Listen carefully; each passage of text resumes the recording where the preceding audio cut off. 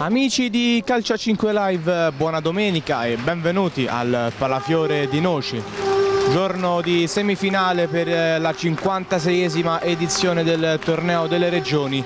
E in questo palazzetto oggi scendono in campo per la categoria giovanissimi le rappresentative di Piemonte, Valle d'Aosta e Veneto. E può partire la semifinale di Noci. Si avventa sul pallone Condorelli.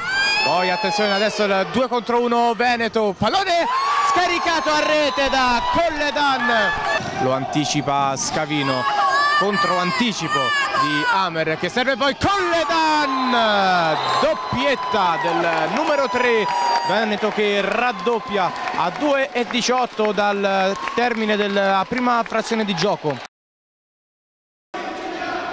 Fischietti in bocca per il direttore di gara. Arriva l'ok dell'altro collega, allora si comincia.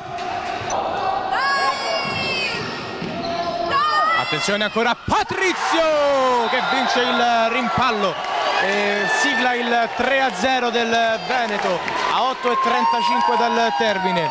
Arriva la firma di Simone Patrizio.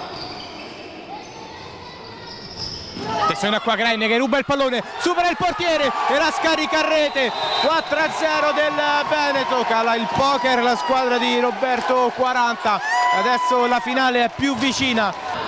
Il primo nemico della squadra di Giuseppe Vassalla adesso è il cronometro, 5:20 al termine.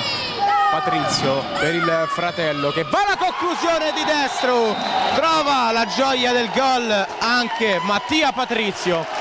5-0 adesso, pokerissimo del Veneto. Solero comunque ci prova fino all'ultimo, il destro poi di Portaluri, Veneto che realizza il 6-0. Adesso la finale è molto vicina. I uomini in barriera. Bertod può partire Colledan con il destro, buca di nuovo Colledan che fa tripletta, hat-trick del numero 3 come i gol realizzati in questo match, gol che vale il 7-0.